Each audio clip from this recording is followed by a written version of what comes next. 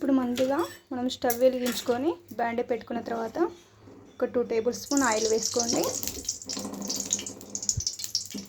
ఈ ఆయిల్ అనేది మరుగుతున్న క్రమంలో మనము ఈ పోపు దినుసులు రెడీగా పెట్టుకున్నాం కదా, జీలకర్ర, ఆవాలు అండ్ మినప్పప్పు, ఇవి వేసేసుకోండి.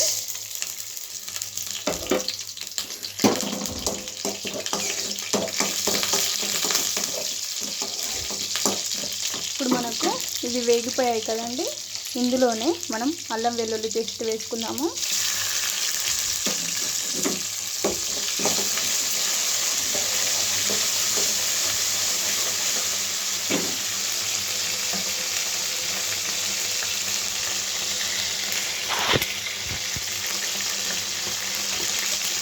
ఇప్పుడు కొద్దిగా కలరింగ్ కోసం అయితే పసుపు వేసుకున్నామండి.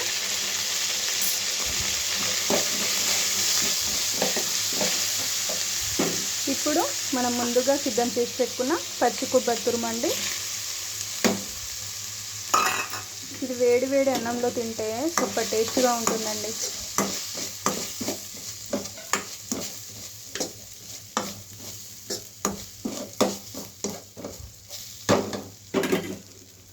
ఇప్పుడు మనం రుచికి సరిపడా కారమును ఉప్పు వేసుకుందామండి. రుచికి సరిపడా అని ఎందుకు అంటున్నానంటే, కొంతమంది తక్కువ క్వాంటిటీలో తింటారు, కొంతమంది ఎక్కువ క్వాంటిటీలో తింటారు. నేనైతే ఉప్పు కారం 2 సమపాలల్లో వేస్తున్నానండి. ఎక్కువగా తినేవాళ్ళు ఎక్కువగా వేసుకోవచ్చు, తక్కువ తినేవాళ్ళు తక్కువ వేసుకోవచ్చు అండి. నేనైతే మీడియంగా వేసానండి, ఎందుకంటే మా ఇంట్లో ఉండేది 4 మెంబర్స్. అందులో ఇద్దరికి కారంగా ఇష్టము, ఇద్దరికి చప్పగా ఇష్టము. అందుకని నేను మీడియంగా వేసానండి. స్మెల్ అయితే అదిరిపోయిందండి.